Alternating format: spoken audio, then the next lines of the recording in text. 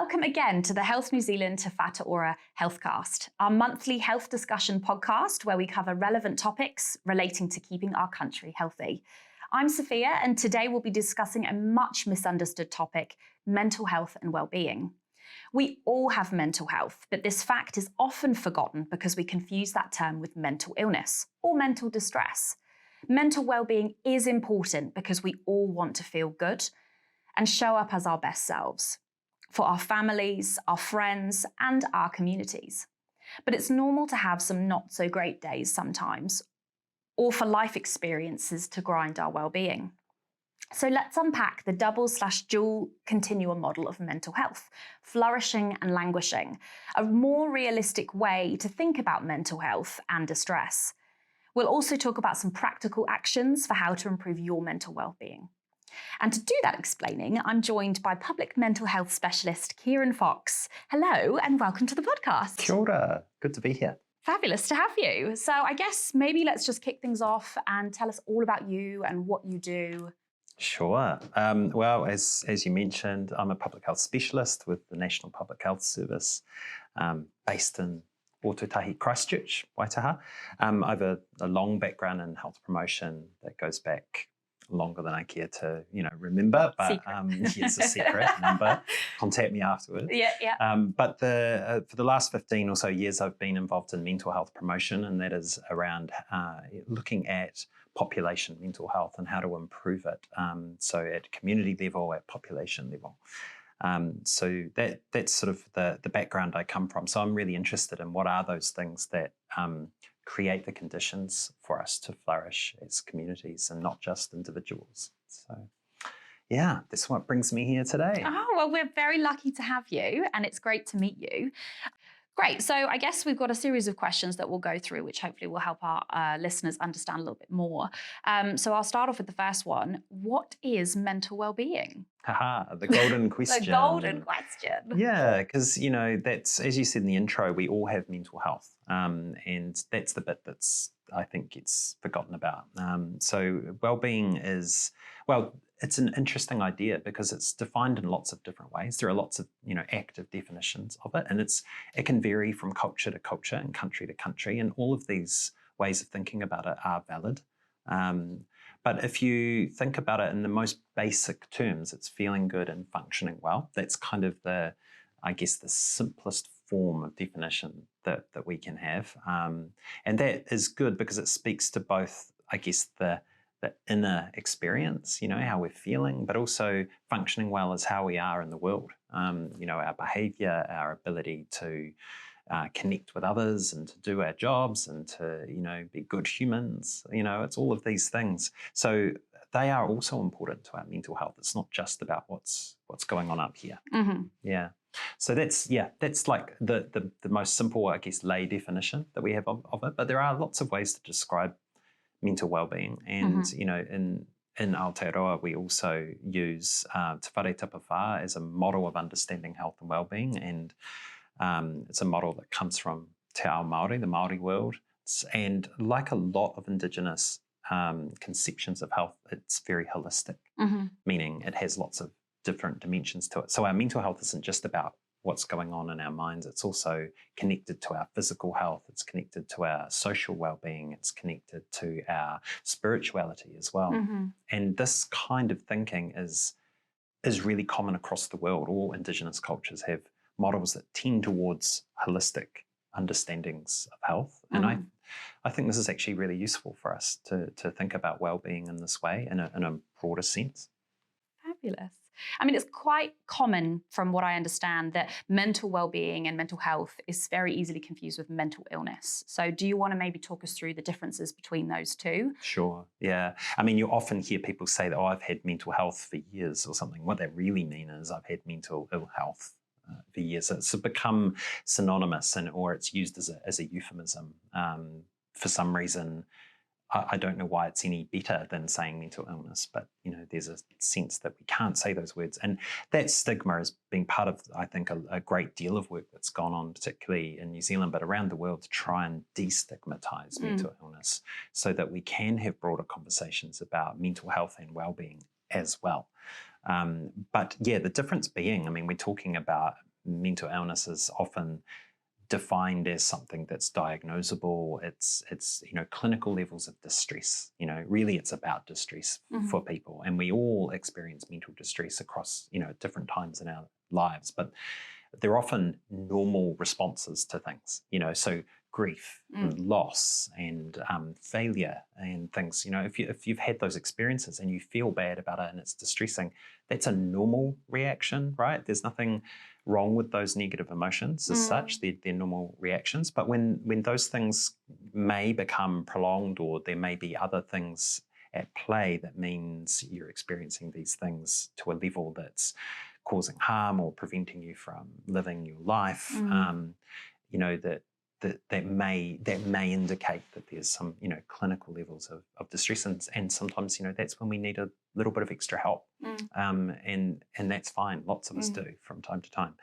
So mental health, of course, is something that we all have, just like we all have health. Yeah. Right. So when we get unwell, sometimes talking about our physical health, we talk about being sick or dealing with something, managing something, but we also recognise that we have a broader health and well-being that needs looking after and nurturing, and that's why you'll sometimes see other language floated for mental health, talking about mental fitness is one term that you'll hear used.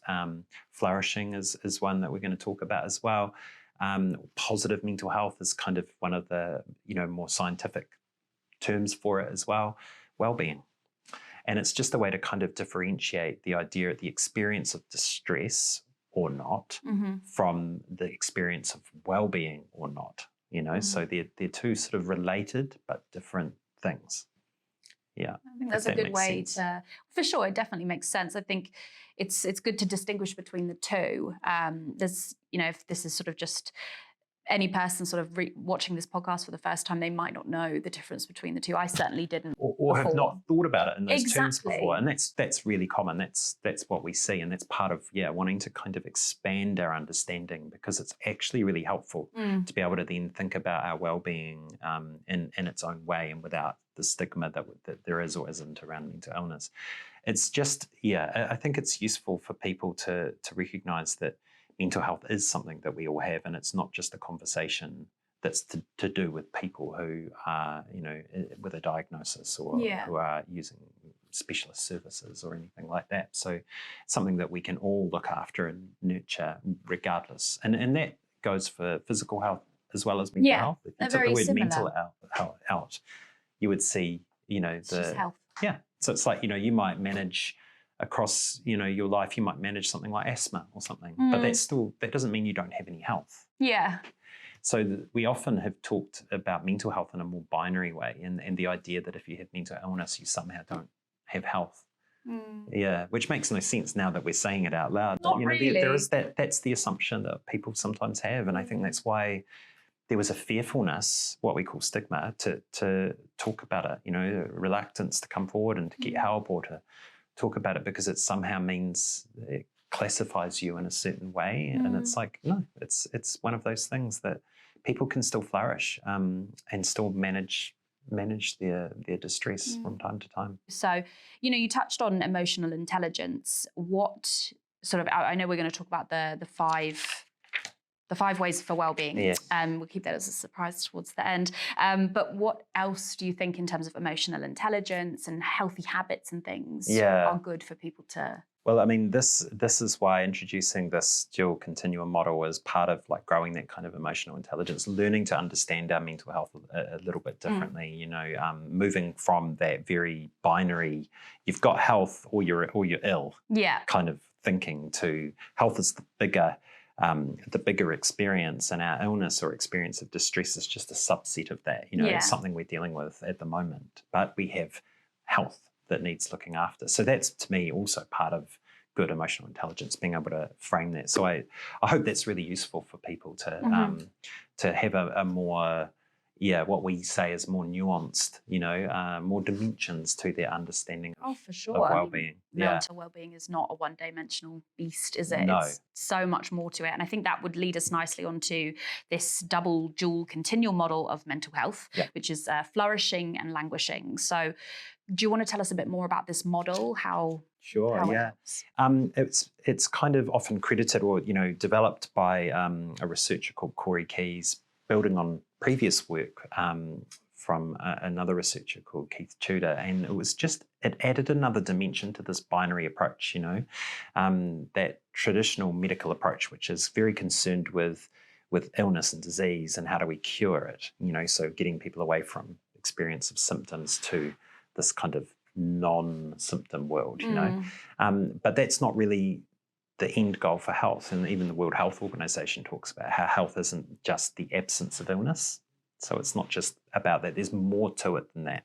So with mental illness, that's, if you imagine this sort of that model where, how are you on that spectrum of experiencing distress or not? And across our lives, we will all have experience of distress. It may not result in or develop into mental illness as such, but we'll all be somewhere on that sort of spectrum. And this model overlays another axis to it, is what's called the dual continua, if you like, another axis Very which sci-fi. adds it does sound very sci-fi, So am doesn't I it? speaking to Stephen Hawking? Is Yeah. that what's happening? It's kind of, and it just does add another dimension to it, which is the well-being dimension. So while you might be managing experience of distress, you also have well-being that needs protecting and looking after, and that too is dynamic, meaning we'll change across our life. Sometimes before breakfast we'll have 6 different experiences. It's just one of those things, and so you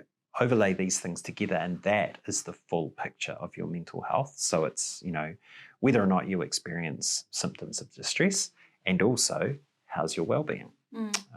So obviously if you are in distress to do with illness, that is going to impact your well-being, but there are also many other things that impact your well-being and lift it up as well. So it is very much that two-pronged answer to that question around how's your mental health. It was one of the things I like to say in workshops is pose the question, how mentally healthy are you? And people have to really pause, and they think that's a curious question. I've never been asked that before. How do you measure that? How do you measure that? Exactly. People are used to thinking how healthy I am, like in general terms, but they tend to think physically when you say that. How healthy are you? You'll reach for things like, I eat pretty balanced diet and I get exercise and I try and get good sleep, and they'll reach for those things. But those things also impact our mental health as well. But we're not used to thinking of it in those terms, because all too often mental health meant a conversation about depression or anxiety or some other diagnosis. So that's what this model is really helpful at explaining, I think, that idea that we all have well-being, and that there are things that impact that too. And that's also worth looking after. Because I suppose, everyone can experience different levels of mental well-being throughout their lives, as you've said. And then some people do have mental illness in their lives. And, one doesn't mean the other. It's kind of more temporary on the well-being side when you have those, the languishing, which is when it's lesser or not, you're not doing so well. And then obviously the flourishing is when you're doing better. And so is this module actually being used to help people measure how mentally healthy they are? It's not intended as a measurement. It's really, it's more of a thinking about how we frame a conversation about mental health, how we conceive of it, so that we can not only measure, experience of distress, but also measure well-being, and the work that's going on to create good tools for doing that. Because, like I say, it's still only, a relatively new field now, although maybe 20 or 30 years doesn't sound new anymore. But in terms of like the history of thinking about psychology, that it goes much further back than that. So this is kind of new, but that model itself is more of a thought framework, if that makes sense. Like, how do we conceive of mental health? And just as I mentioned earlier, Te Whare Tapawha as another model, the four-sided house, as a way of describing how our well-being is made up of these multi-dimensions. That's not just about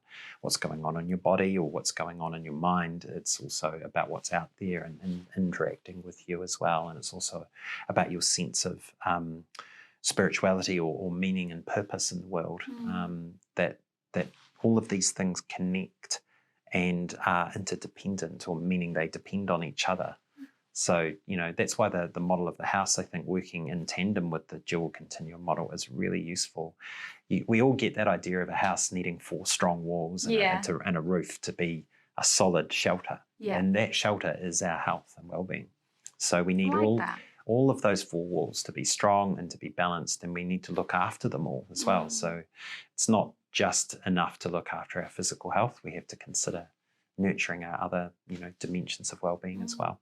I suppose if you think about it, if your mental well-being isn't doing so great, the first thing to go is things like exercise, because you need to preserve your energy and look after your mental well-being, and those things that you normally would enjoy, Absolutely, essentially seek as much enjoyment from them anymore. So therefore, can really cascade like that. Like you may even you're low energy, so you might start withdrawing from social connections, and you don't go out, or you don't sort of spend time with your family as much, and it can very quickly start to erode our well-being across the board.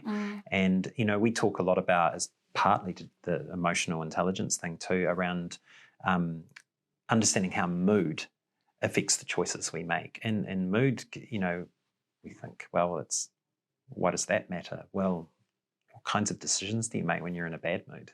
Oh, right? Worse, it's like, probably, think about, like you say, the decision to whether or not to go to the gym or to do some exercise because you're just feeling a bit like blah. Yeah. And so instead you reach for like unhealthy snacks, or, you choose other coping things that make you feel good. And wine. Yeah, very, very easy to do that. And but for that, I mean, that's fine. Treats are fine. We're not saying, we're going to live this monastic lifestyle. But the point is that when those things become habitual go-tos for lifting our mood, and that's why I think teaching that kind of what I call emotional competence, which is learning the skills to generate positive emotions, feeling good, in healthy ways. So exercise and all of those other things, recognizing that it's just my mood talking. It's like I don't really feel like doing that exercise, but I know I'll feel amazing. I'll feel so much better. It's kind of like rewiring your brain in a way, whereas a glass of wine will take the edge off.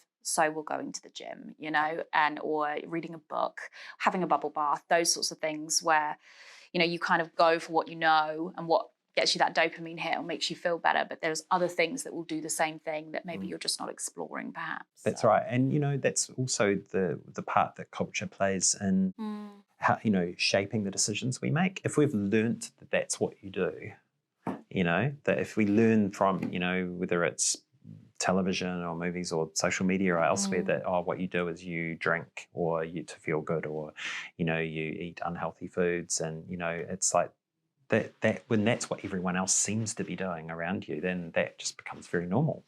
Behavior breeds behavior. Yeah, and so that's extremely powerful driver of health behaviors. So it's also part of it is learning to be aware of that and not be a passenger in your own life, like being able to kind of drive that a little bit more yourself. You have the power, really, and I think it's really amazing to see the work and the attention that mental health is now getting in the world, and the fact that it was such a taboo topic for so long, because the brain is just the powerhouse of how we operate. As soon as that starts to falter, everything else goes out the window. And it's like, we put so much emphasis in the world about staying fit and healthy, but where's that with the brain? Because you can't really do that if your brain's not. Well, it's part of the same system too. Yes, that's what Te Whare Te Pawhā teaches us too. This holistic idea that the brain or the mind doesn't exist in a vacuum. It's riding around in a body that, and those things talk to each other. So, and that's why it's possible to lift your well-being or your mood through physical activity or social activity, and vice versa. So those things are connected. So that's kind of what truly being healthy should look like. You're doing all of these things, also looking after the mental muscles and stuff as well. Yeah. It sounds strange, but there are things you can do, like, like learning, those little brain games, memory games. Yeah. I do some of those. Not very good. Probably need to work it out more. So I guess what are the things that shape well-being then? Yeah, well, this is a key question, really, because we've spent a lot of time talking about things from an individual experience and mood and making those choices and how it can be hard. But our mental health isn't actually entirely shaped by our own behaviours and our own choices. We have some influence over that. We can improve our mood a little bit. We can certainly improve our understanding of our mental health, but there are forces that shape our health and well-being that are out there in the world that are bigger than us. And it's like there's many things that are there that are promising great results. But look, there is some efficacy in some of these things, but I think they ignore those bigger determinants, this sort of the language that we use in public health. And it's kind of the work that we do is taking on some of that responsibility for trying to change the conditions in which we flourish or not. What are the barriers to health that are big things that maybe changes in public policy can help with? That's, this is the kind of work that we do. It's not all on individuals. There are these things that shape our well-being. That's really important to remember. But of course, when we do improve our own well-being and we have more energy, then we all get to participate in building a better society, but it's quite a lot to ask of people when they're struggling to change the world. We just want you to get out of bed in the morning. So it's not an either or. That's why, we still do a lot of work to help people grow the individual skills around this, while we are also doing work on improving policy around access to resources and services for health and other things that, we know improve health and well-being. So, for example, the other thing that's important to say here, that a lot of what happens across our whole life course shapes our well-being as well. So what happens from even before you were born, the health of your parents, and the support that they have or don't have when they're raising you can have an impact on your health outcomes later in life as well. It's, and so therefore their ability to turn up for us as children as well. I mean, any of us that are parents know what that's like. When you're very, very tired, it's very hard to sort of sit down and spend that quality time with infants and babies and kids, and then have the wherewithal to help them with their homework and really be there and listen. And we all want to be able to do that. But there are a lot of factors that can get in the way of that. So, so those are just some of the examples of the things that shape our health and well-being. And likewise, we see other kinds of, unequal outcomes particularly for Māori and Pacific peoples, for a variety of reasons that are driven at an economic level or a policy level, right? So these things are not just on individuals. That's really what the main message here is. There's more to it. There's more to it. So don't put it all on your shoulders. Yeah. But there are some things we can do. Okay. Tell us more. Well, I guess we've been teasing the 5 ways to wellbeing throughout the conversation, and it's been a really useful suite of actions that have been promoted in Aotearoa, particularly by the Mental Health Foundation, who've been instrumental in I think raising awareness around this over many years since the 5 ways were first really identified, and it came to us actually from research that was done in the UK looking at, okay, what are the things that science tells us improves human mental health? What lifts our well-being? What does the evidence say? So around 2008, there was a big literature review around this, and they looked at what was consistent across cultures as well. So it wasn't just about English-speaking nationalities and cultures. It was, what does the state of science tell us works?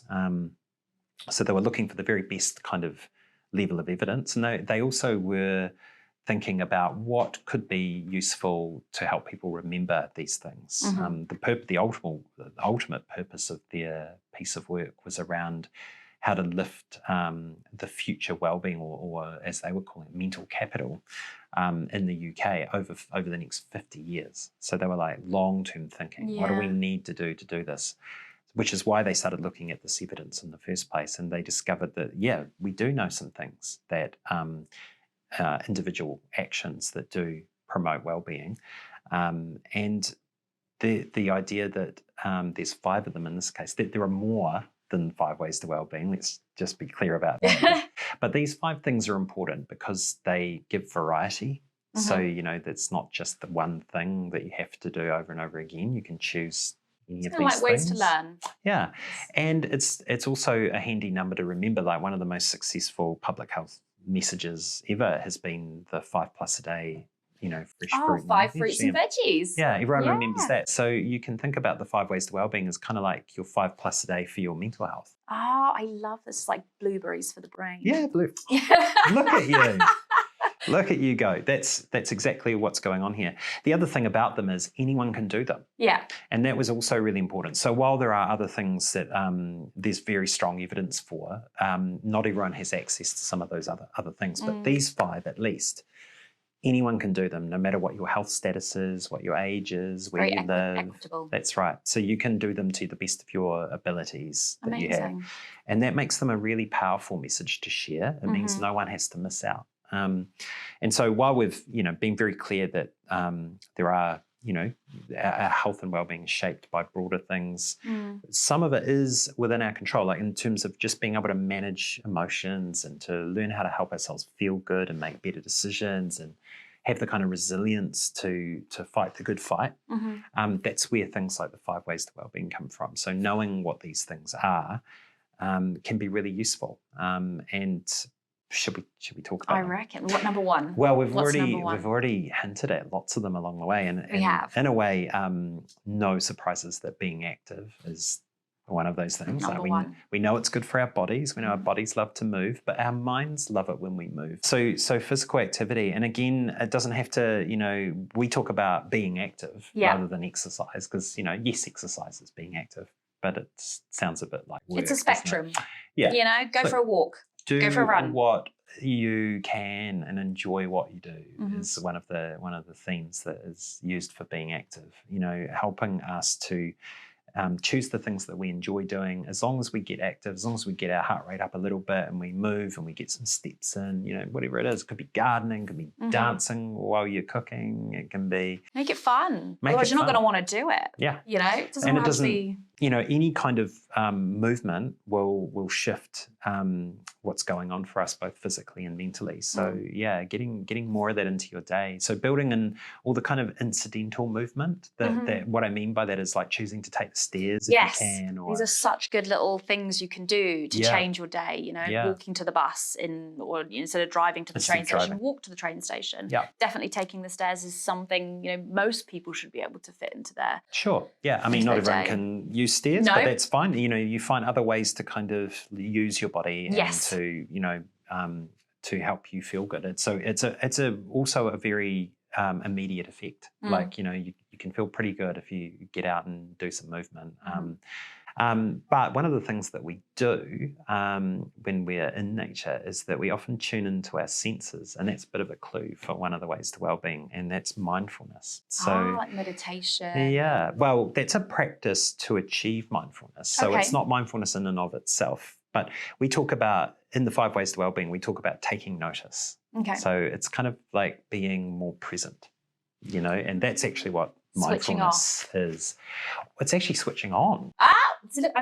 I'll stop talking now. No, it's great. It's wrong. It's great because there are times when we need to rest and we use language like switching off in order to rest. But what mindfulness is I guess a gentle switching on. It's a attentiveness, but without forcing it. It's just being present and tuning into what's going on inside us, but also outside, like all around us. The sounds and the smells and that's why you often hear people say nature's a great way to do that, because often I think, particularly those of us that live in very urban settings, I think we spend a lot of time dialing down our senses because we're overwhelmed.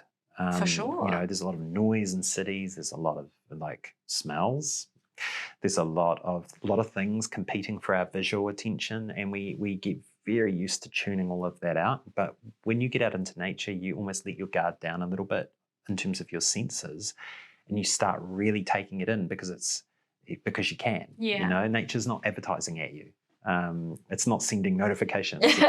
Birdsong maybe, it's like the idea that you can really use your senses. And so often nature's a good way to kind of get better at being more mindful. But that's why there are I guess, exercises, and meditation being one of them, to practice it, because it's one of those things that's maybe easier said than done. It's really, it's easy to talk about, turning up in the moment, but it's harder to do it in reality. So you need to practice it. These things don't happen by accident. And in projects that, there's a great project that the Mental Health Foundation helped develop called Pause, Breathe, Smile, that works in schools to teach mindfulness, teach those skills to kids. And one of their favourite sayings was always, we're often telling kids to pay attention, but we never teach them how.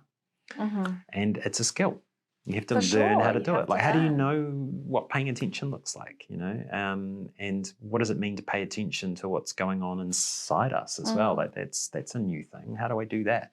So, yeah, there are techniques that help us get better at doing that. And but ultimately, it just starts with the basics, taking notice. So just tuning in to where you are right now, where you're sitting right now, what you're doing right now, and getting better and better at doing that moment by moment by moment. And what's really interesting is the evidence around this is very powerful. It helps us be more effective in our relationships and more effective in our jobs. We enjoy the things that we enjoy more. Would you say it was quite similar to grounding?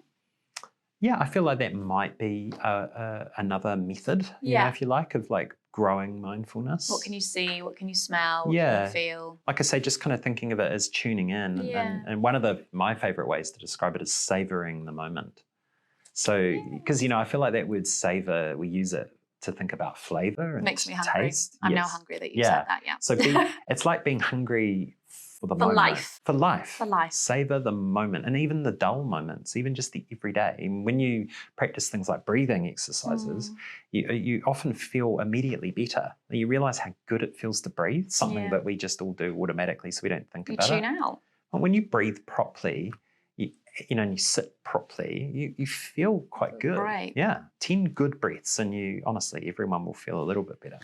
So that's take notice. So we've got being active. Being active, take mindfulness. Notice. Yeah. Take notice. The other really quick fix one in the pack, if you like, is what we talk about as giving or kindness. And so, it's not just a lightweight thing to say be kind, because it's hugely powerful for our own well-being. So, and it has very similar, we talked about the treats before and the not so healthy treats. Well, actually practicing kindness lights up the same parts of the brain, as it turns out, as things like eating chocolate. Oh, does the it? Reward centers of our brain. And it's calorie-free. It's calorie-free. Yeah, and we often feel good. So it's very counterintuitive. You think about having a stressful day, and it's easy to think, oh, I'm going to treat myself. But actually, practicing kindness for someone else will have a very good effect for us. It will lift our mood.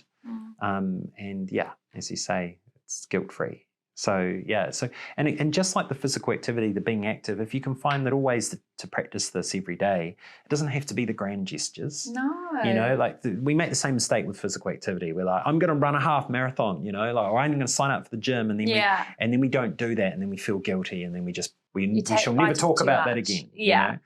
Whereas same thing with kindness. It's like letting people into traffic. It's opening a door for someone who's got their hands full. It's reaching out to friends. Paying compliments. Yeah, paying compliments free. All right, smiling into someone, or listening to someone, taking someone out for coffee, and just let them talk, and it's being there for people, and it's extraordinarily powerful. It's funny because people think, oh, this sounds very waffly, but actually it's really grounded in good evidence. So being kind. You can't argue with the data. It's true. It's fascinating. I find the sort of mounting evidence around kindness quite interesting. Yeah. So it's one of those things. Watch the space. We will probably be talking about this differently again in 10 or 20 years' time. Yeah. It pays to be kind. It does pay to be kind. Yeah. I mean, the research that goes into that has been ongoing into areas of mindfulness, which we just talked about, looked at some of the practices that are taught around mindfulness are things like compassion and loving kindness meditation, where you literally meditate on kindness to someone or to others, and finding that this has effects on people's physical well-being, people who are constant practitioners of that. So, yeah, it's one of those very interesting areas, I think. think that's that one for sure. That point definitely should be something we should just try and do every day anyway, even if our mental well-being is flourishing and doing the best it's ever been. Imagine how amazing the world would be if everyone pledged to do one kind thing a day, no matter how big or small it was. Yeah, we all know what it feels like to live in a neighbourhood where there's that, where there's community, where there's connection, and being kind is a great way to connect with people, right? So you're actively building those relationships, and you're building reciprocity as well. And you can see it, like the example of letting people into traffic. Yeah, you just see how that cascades from there. Like everyone starts doing it, and yeah, like oh, and thank you very everyone much. like the grind of the terrible commute, but suddenly people are like, oh, thank you. They let in the wave, and people. Yeah. It just really can make a big difference for people. It could be what stops. So if someone's in a bad mood, or they woke up on the wrong side of the bed, or they missed the bus, or whatever it is, and something kind happens to them, they could completely stop and change how they act for the rest of the day, because they're like, oh, that was really nice, and that maybe disarms them in a way. Yeah. And you did that, so you got to feel good about it. Yeah, totally. So I mean, this is great for other people, but the reason it's in the 5 ways to wellbeing is that it's ultimately really good for you. Actually makes you feel win-win. It makes you feel good. So you can do it for its own intrinsic value, meaning the feeling that you get from it, let alone how this maybe makes the world a better place. Although that's a nice bonus, isn't it? So. I love that one. Okay, so we've got be active. Yeah. Mindfulness. Yeah. Take notice. Give. And be kind. Kindness. Yeah. Kindness. Practicing Number 4. kindness. Yep, we've got, I hinted at this one before. When you asked me what my go-to one was right at the start, I said, I like learning, and that's one of the ways to wellbeing. So we talk about, we also talked a lot about, needing to exercise the mental muscles. Well, learning is one of the ways that we do that. So practicing curiosity, it doesn't have to be learning in a formal sense like education. It might well be that we just like to read books, or we like to watch films about stuff, or we like to do puzzles and play games. And you've taken up sewing, learning a new skill, learning a new language, making music or making art, being creative. These are all kind of mental activities that stretch our mind. That it's like taking your brain to the gym. So those are really good things to do as well. So you can see how that's really nice if maybe it's right now your normal thing is going for a walk, but it's just too wet. So yeah. Amazing. Yeah. These are some great, I didn't know these that would extend to the, you hear the usual, you've got to eat well, exercise, drink lots of water, but this I feel is tapping onto such a deeper level. Yeah. And, such good information for people to be able to think, I'm not feeling so good today. I'm not doing so well at the moment. This is something, that's at easy reach for most people to be able to just quick fixes that can really get them there and hopefully get their mental well-being back on track. Yes, exactly. And, not only is this about individuals, this is for anyone that's listening to this and thinking about it, who is in a place to, organise experiences like this. Using the 5 ways to wellbeing can be a way that we develop programs. In fact, that's a big part of what we've done is that, how do we create the experience and access to opportunities to do the 5 ways to wellbeing for people. So they work. So yeah, it's really good. Which leads us on to number 5. Number 5. So we've got be active. Yep. Mindfulness or taking notice. Taking notice, that's the one. Kindness, number 3. Yeah. And then sort of learning, the E to learn, and creativity within the brain. Yeah. And we've almost saved maybe the most obvious one till the end, although maybe being active is.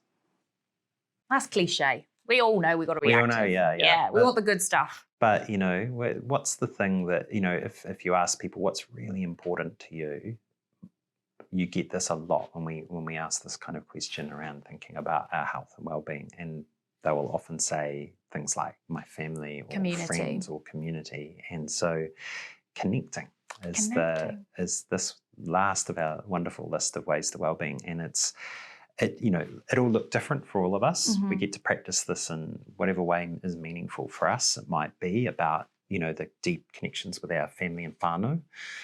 It might be our community or our church or our sports club or our, communities of interest, or it might be our friend group, or it might be our workmates. But it's about growing this all the time. And some of us obviously, are more introverted than others, and people are like, whoa, and I've had my fill, for the day. And that's great too. So it's not a numbers game. It's about the quality of it. Yeah. So, I always sort of think that even if you are a person that really needs time out and time by yourself to recharge, you carry with you those connections that you make. That there are people that care about you and that you care about, that you're thinking about, even when you're not around them. Those are the connections that we've got to grow. So it's not about surrounding yourself with people 24/7. It's just about growing relationships and all kinds of relationships, intergenerational ones, it's all of those things. And so however you want to practice it, that sense of connectedness, that's really important to us. Yeah. I like that one. Yeah. I know it can be quite easy when you're in a really bad headspace, let's say, that you just want to isolate yourself, but we have proof. Don't do that. Well, I think that's what's useful about the 5 ways too, because as I said, variety. There's more. Like, there's time, like say you're a bit over people right now, but it's like, well, I'm going to go out and go for a run, or I'm going to, go and do some yoga or whatever, that's peaceful for me and recharges me. And I think what's useful to know the 5 ways is that you get to choose. You can do what you want. This is the one that works for me right now. And, this is what I feel like today. So it's just about having that in your mental diet, if you like, just like the 5+ a day. Yeah. I love it. This has been such a great discussion. I think it's very important. Mental health, I think, should be at the top of everyone's priorities when it comes to life. And, it's something we're all going to experience in our lives. Yeah, we all have it. And I think that's what's great about the 5 ways to wellbeing is we all have a stake in this. It isn't a conversation that's just about people that experience mental distress, but that could be any of us, as well. So, but having the skills to feel good and function well, these are important life skills. No one teaches you that. So I know. Well, here we are. We're here to learn. Tune into HealthCast. We're doing one. We're number 4. Yeah. We're learning. Yeah, that's right. Well, thank you so much, Ciaran, for your time today. It's been absolutely such a pleasure to have you here. I've definitely learned a lot. So thank you so much. I'm sure I'm hoping our audience will enjoy it just as much as we have. So I think that will be time for us to wrap up for today. So I guess when we are in a flourishing state, it enables us to live our best lives as well as show up as our best selves for our families, our friends, and places of work or study. If you are struggling with your mental well-being, there's a number of resources available to help. To find out more, go to depression.org.nz. And if it's an emergency, please call 111. You can also talk to your GP to connect with health coaches or health improvement practitioners to support your wellbeing journey. You may even also have EAP available at the place of work or study that you are at. So once again, thank you, Ciaran. It's been such a pleasure. Absolute pleasure. And we'll see you on the next one.